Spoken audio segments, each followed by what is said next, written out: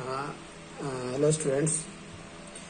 तो आज हम लोग यूनिट 3 जो स्टार्ट किए थे उसमें नेटवर्क एंड इंटरनेट के बारे में हम पिछला क्लास में बताए थे कि नेटवर्क क्या होता है और नेटवर्क और इंटरनेट में क्या डिफरेंस होता है। और नेक्स्ट फिर बताए थे हिस्ट्री ऑफ इंटरनेट, है ना, कि क्या नेटवर्क का इतिहास है और क्या इससे हम लोग को बेनिफिट था। और ये भी बताए थे क्या इसका हिस्ट्री था। जैसे सबसे पहले जो नेटवर्क आया था पूरे वर्ल्ड में, वो सबसे पहले इंटरनेट आया था, है ना, सॉरी ARPANET आया था। जो इसका जो फुल फॉर्म था हम लोग का वो advance research project agency network था। इसके बाद जो हम लोग का जो नेटवर्क आया उसका जो नाम था वो था NSF नेट, ये भी हम बता चुके थे, नेशनल साइंस फाउंडेशन नेटवर्क। और सबसे जो लेटेस्ट में जो आया था वो था इंटरनेट।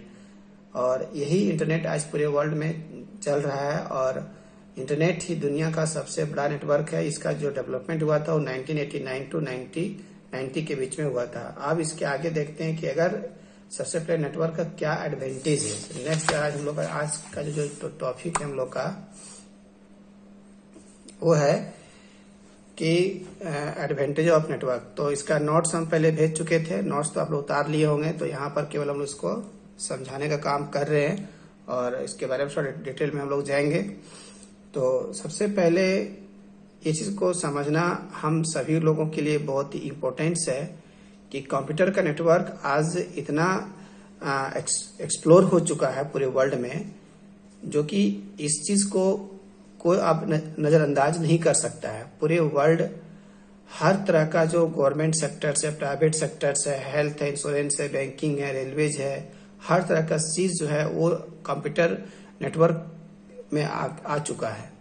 इसलिए आज हम लोग पूरे वर्ल्ड में कहीं पर भी अगर सपोज के लिए रेलवे टिकट अगर बनाना हो दिल्ली से कलकत्ता, कहने का मतलब क्या हुआ कि हम लोग को जो टिकट जो बनाना है वो हमको बनाना है दिल्ली से कलकत्ता। हम लोग को बनाना है कि हमको दिल्ली में, हम है गिरिडीह में। बात को थोड़ा समझ जाएंगे आप लोग क्या हम कहना चाह रहे हैं। हम है कहाँ पर, हम गिरिडीह में यहाँ पर बैठे हुए हैं और हमको जो टिकट बनाना है वो दिल्ली से और कोलकाता के का टिकट हमको बनाना है। हमको दिल्ली से कोई व्यक्ति वहां पर है जिसको जाना है कहाँ पर, कलकत्ता, और हम है कहाँ पर, गिरिडीह में। तो गिरिडीह में ही हम बैठ करके दिल्ली से कलकत्ता का टिकट को रिजर्वेशन कर सकते हैं। पहले जब कंप्यूटर हम लोग का लाइफ में नहीं आया था, नेटवर्किंग सिस्टम नहीं आया था, उस समय अगर किसी व्यक्ति को दिल्ली से कलकत्ता अगर जाना रहता था तो उसको दिल्ली के काउंटर में जा करके, है ना, दिल्ली के काउंटर में कैश जमा करके और तब वो टिकट लेता था, तब जा करके वो दिल्ली से कलकत्ता जा पाता था। लेकिन आज के समय पूरे वर्ल्ड में हम कहीं भी रहे, चाहे हम गिरिडीह में रहे, चाहे अमेरिका में रहे, चाहे इंग्लैंड में रहे, कहीं भी रहे हम, अगर हमको दिल्ली से कलकत्ता का टिकट बनाना है तो वहीं से बैठ के बना सकते हैं। तो इस चीज को कल्पना थोड़ा सा आप लोग करेंगे कि एक्चुअली में नेटवर्क का जो दुनिया है वो कितना और विस्तृत हो चुका है और आने वाला समय में ये कभी खत्म अभी होने वाला भी नहीं है। ठीक है, तो ये चीज को हम लोग यहाँ पॉइंट बाय पॉइंट देखने भी देख रहे हैं कि एक्चुअली में जो है वो जो नेटवर्क हम लोग जो पढ़ने के लिए जो जा रहे थे वो नेटवर्क का क्या हम लोग का जो वो बेनिफिट है, बेनिफिट्स, या उसको लोग कह सकते हैं एडवांटेजेस। तो सबसे पहले जो एडवांटेजेस है हम लोग का जो लिखवाए थे हम लोग पॉइंट वाइज आप लोगों को, उसमें सबसे पहले है रिसोर्स शेयरिंग। ठीक है, रिसोर्स शेयरिंग का डिफिनेशन लिखवा दिए थे हम कि if any computers are on same network, जब बहुत सारा मशीन्स, पर्सनल कंप्यूटर्स एक ही नेटवर्क से अगर क्या हो वो जुड़ा हुआ हो, कैन शेयर देयर रिसोर्सेस, तो वो अपने सारे रिसोर्सेस को, ठीक है, शेयर कर सकता है। जैसे प्रिंटर हो, स्कैनर हो, USB डिवाइसेस हो, है ना, द रिसोर्सेस, वो जो रिसोर्स है जिसको शेयर कर सकता है, can be hardware as well as software. वो हार्डवेयर के साथ साथ में सॉफ्टवेयर भी हो सकता है जिसको वो शेयर हम लोग कर सकते हैं। अब यहाँ पर हार्डवेयर और रिसोर्स शेयरिंग का हम जो मतलब है वो क्या चीज है, उस चीज को आप पिछला क्लास में ही आप लोग को हम बताए थे, एक बार उसको फिर से हम बता देते हैं। जैसे कहने का मतलब क्या हुआ कि ये सारा कंप्यूटर एक नेटवर्क में जुड़ा हुआ है, ठीक है। जहां तक कि हम यहाँ बताए थे कि अगर यदि इस कंप्यूटर में हम बैठे हुए हैं, ठीक है, और हमको यहाँ से प्रिंट आउट निकालना है, तो हम इस केबल के माध्यम से ये अपने डाटा को पहले इस डिवाइस के पास सेंड करेगा और ये सेंड कर देगा इसके पास। उसी प्रकार से अगर वायरलेस भी डिवाइस से अगर हम लोग यहाँ पर लैपटॉप में कुछ काम कर रहे हैं, यहाँ प्रिंटर तो हम लोग का एग्जिस्ट यहाँ कर नहीं रहा है, और हम अगर यहाँ बैठ के लैपटॉप में काम कर रहे हैं और ये बिना तार का हमने वायरलेस कनेक्ट की है पहले इस डिवाइस से और ये जुड़ा हुआ इससे, तो यहीं से हम क्या कर सकते हैं, प्रिंट आउट को निकाल सकते हैं। एक ही प्रिंटर से हम सब सिस्टम से कहीं से भी बैठ के प्रिंट आउट निकाल सकते हैं, ठीक है। उसी तरह से अगर सपोज के लिए एक कोई फाइल, देखो यहाँ पर हम डिफिनेशन में एक चीज यहाँ लिखवा दिए थे कि resources can be hardware as well as software. अपने हार्डवेयर के साथ साथ में सॉफ्टवेयर को भी लोग शेयर कर सकते हैं। तो कहने का मतलब क्या हुआ कि अगर मान लो कोई फोटो हमारी इस कंप्यूटर में रखा हुआ है, तो बिना यूएसबी ड्राइव डिवाइस का, बिना कोई पेन ड्राइव का या मेमोरी कार्ड के हेल्प से हम इस सिस्टम से किसी फाइल को यहाँ पर सेंड कर सकते हैं। यहाँ का कोई फाइल है तो हम यहाँ पर इस लैपटॉप पे सेंड कर सकते हैं। तो कहने का मतलब क्या, अगर सारे सिस्टम कंप्यूटर अगर नेटवर्क में अगर जुड़ा हुआ है तो हम आसानी से एक दूसरे के बीच में हार्डवेयर के साथ साथ में सॉफ्टवेयर को शेयरिंग कर सकते हैं, ठीक है। अब आता है नेक्स्ट जो पॉइंट हम लोग का है वो रिलायबिलिटी, मतलब विश्वसनीयता। रिलायबिलिटी का मतलब होता है विश्वसनीयता, मतलब ये विश्वास करने योग्य है। ऐसा नहीं है कि हम डाटा को सेंड कर दिए, वो पहुंचा कि नहीं पहुंचा, इस तरह का मन में हम लोगों को कोई आशंका नहीं रहता है कि वो डाटा मेरा हम जो सेंड किए वो अपने टारगेट पॉइंट तक है ना रिसीव हुआ या नहीं हुआ, तो वो एक्नोलेजमेंट हम लोग को वो मिल जाता है। वही यहाँ कहता है कि ये फाइल कैन बी सेव्ड, हम लोग किसी एक फाइल को सेव कर सकते हैं on more than one location in a network, ठीक है। If one of them computer is not working, यदि उसमें से एक कंप्यूटर अगर काम नहीं कर रहा है फॉर एनी रीजन, किसी भी कारणवश से, हो सकता है कि पावर ऑफ हो जाए या सॉफ्टवेयर है क्या कहते हैं सॉफ्टवेयर में कुछ प्रॉब्लम आ जाए, या सिस्टम या तो हार्डवेयर में कुछ डैमेज हो जाए, मदरबोर्ड हो गया या कह सकते हैं रैम में कोई प्रॉब्लम हो गया, तो रीजन कुछ भी हो सकता है, then that file may be access, लेकिन फिर भी उसके बावजूद भी हम लोग उस फाइल को एक्सेस कर सकते हैं from other computer like banking, insurance, railway. कहने का मतलब जो अभी एग्जाम्पल हम दे रहे थे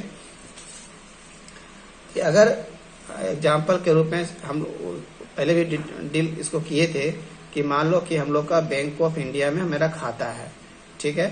बैंक ऑफ इंडिया में अपना हम खाता को खुलवा के रखे थे और आज हमको पैसा निकालना बहुत जरूरी है, लेकिन बैंक ऑफ इंडिया का जो एटीएम है वो क्या फेल है, ये काम नहीं कर रहा है। तो हम लोग क्या करते हैं, किसी दूसरे बैंक के, चाहे वो एसबीआई का बैंक हो, है ना, एटीएम हो, या महाराष्ट्र बैंक का हो, या यूनियन बैंक का हो, कहीं से भी हम लोग जा करके अपना पैसा को निकाल लेते हैं, है ना। तो इसलिए हम लोग यहाँ पर कहते हैं कि ये चीज अगर हम लोग का जो बैंक में जो खाता, इसलिए बोलते हैं आज जो पूरे वर्ल्ड में इसको बोलते हैं कोर बैंकिंग। आज नेटवर्क और जब आया, इंटरनेट जब आया पर दुनिया में, तो कोर बैंकिंग हो गया। मतलब हम अगर मेरा बैंक ऑफ इंडिया में खाता खुलवाए थे और गिडी ब्रांच में हम यहाँ पर खाता खुलवाए थे, अगर आप अमेरिका भी चल जाते हैं तो वहां से भी हम पैसा को निकाल सकते हैं, ठीक है।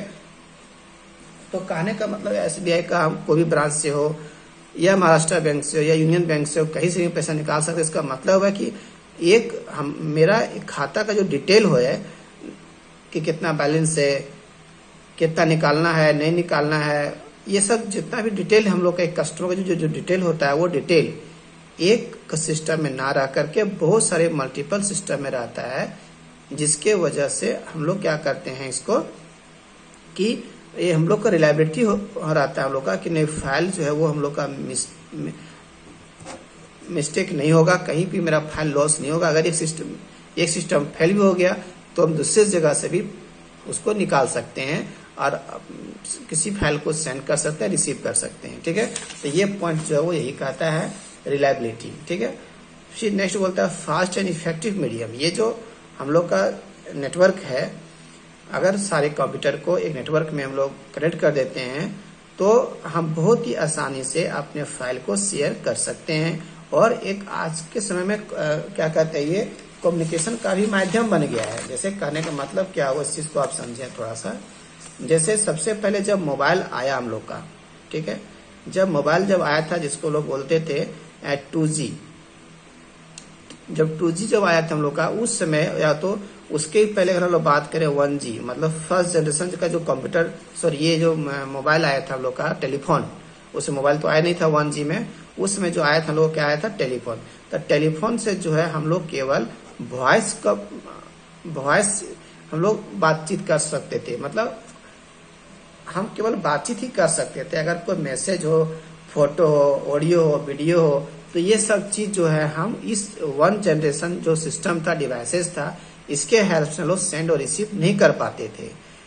जैसे जैसे साइंटिस्ट ने डिवाइस को चेंज किया, बदलाव किया, उसमें उसका फीचर्स में कुछ चेंजिंग किया, फिर आया 2G। 2G जब आया तो लोग जो आपस में जो बातचीत करता था वो मोबिलिटी आ गया सभी के बीच में, मतलब मोबाइल आ गया। पहले क्या था लोग का, वो लैंडलाइन टेलीफोन था, 1G जो कहते हैं उसको। आगे हम लोग का इस नेटवर्क कंप्यूटर साइंस में पढ़ना है, हम आगे बताएंगे इसके बारे में और डिटेल में। तो 1 जनरेशन में क्या था, उसको लोग बोलते थे टेलीफोन। उस समय लोग का टेलीफोन लाइन था, ठीक है, जिसको लोग बोलते थे विथ वायर। लेकिन जब मोबाइल जब आ गया हम लोग का, तो ये हो गया वायरलेस हो गया। तो वायरलेस जब हो गया तो 2G में हम लोग क्या करते थे कि बात तो करते ही करते थे, साथ साथ में हम लोग छोटा छोटा कोई SMS को भी सेंड कर पाते थे, शॉर्ट मैसेज सर्विस। इसके बाद जब लोगों ने देखा कि जब SMS भेज सकते हैं, टेक्स्ट, जो SMS का मतलब होता है ओनली टेक्सुअल डाटा को ही लोग सेंड कर सकते थे। ऐसा नहीं कि SMS में हम लोग वीडियो हो गया, ऑडियो हो गया, वीडियो हो गया, वो सब लोग इसमें सेंड कर सकते थे। वो बात नहीं है ना। तो फोटो भी इसमें लोग सेंड नहीं कर पाते थे SMS में, केवल टेक्सुअल लिखावट में alphabet A to Z 0 to 9 इसी तरह से वो लोग कुछ लिखावट को सेंड कर सकते थे, ठीक है। तब जाकर आया हम लोग का 3G। जब 3G जब आया तो लोगों को लगा कि नहीं, अब हम लोग बातचीत भी कर सकते हैं। मतलब इसीलिए हम लोग जब 3G जब मोबाइल हैंडसेट जब आया तो मोबाइल, एंड्रॉयड मोबाइल में 2 ऑप्शन था। अगर मोबाइल नेटवर्क चलाना है तो वहां पर हम लोग का मोबाइल डाटा इस तरह का हम लोग को एक आइकन बना हुआ रहता था, इसको हम लोग ऑन ऑफ करते थे। तब जाकर के यहाँ पर टच करते थे, जब हाईलाइटेड हुआ तो इसका मतलब नेट चल रहा है, नेट इंटरनेट आ रहा है। तो मतलब हम लोग का 2 काम होता था, एक तो वॉइस भी जा रहा है और दूसरा डाटा भी जा रहा है। तो ये वॉइस और डाटा आज पूरा वर्ल्ड, सब कंप्यूटर, लैपटॉप, मोबाइल आपस में कनेक्ट हो गया। इससे फायदा क्या हुआ कि हम लोग वॉइस के साथ साथ में डाटा को भी सेंड और रिसीव कर सकते हैं। ये पॉइंट जो कहता है वो कहता है कि फास्ट एंड इफेक्टिव मीडियम, मतलब we can share any type of information and can communicate with effectively. मतलब बहुत ही प्रभावशाली के साथ में हम लोग क्या कर सकते हैं कि अपने डाटा को हो चाहे वॉइस को, बहुत ही फास्ट में और इफेक्टिव वे में हम लोग सेंड कर सकते हैं, ठीक है। अब आता है नेक्स्ट लोग का, फिर नेक्स्ट पॉइंट जो लोग है कॉस्ट इफेक्टिव। कॉस्ट का इफेक्टिव मतलब क्या, पहले के अपेक्षा आज जो डाटा मैसेज कुछ सेंड कर रहे हैं, रिसीव कर रहे हैं, वो हम लोग को थोड़ा सस्ता पड़ता है, महंगा हम लोग को नहीं पड़ता है। वे कहता है we can send and receive a large file. हम लोग बहुत ज्यादा बड़ा मात्रा में किसी फाइल को सेंड कर सकते हैं, रिसीव कर सकते हैं, वेरी चीपली, सस्ता में, कम पैसा में, एक्यूरेटली, जो कहते हो। ऐसा नहीं कि हम डाटा कुछ भेज रहे हैं तो उसमें कुछ मिस्टेक हो जाए, आप जैसा भेजे हैं वैसा वहां रिसीव होगा, ठीक है, एंड क्विकली, और जल्दी। तो इस तरह से ये सब पॉइंट थोड़ा सा याद रखेंगे, जिसको लोग बोलते हैं हम लोग एडवांटेजेस।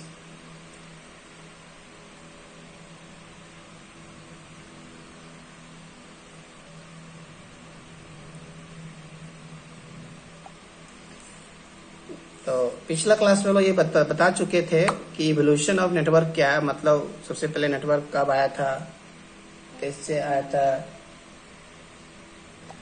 तो पिछला वीडियो में बता चुके थे, उसको आप लोग नोट वहां से उस वीडियो को देख लेंगे, उसमें हम सारा कुछ बता दिए थे। अब नेक्स्ट क्लास जो हम लोग बताएंगे, तो आज का क्लास लोग यही पर रखते हैं।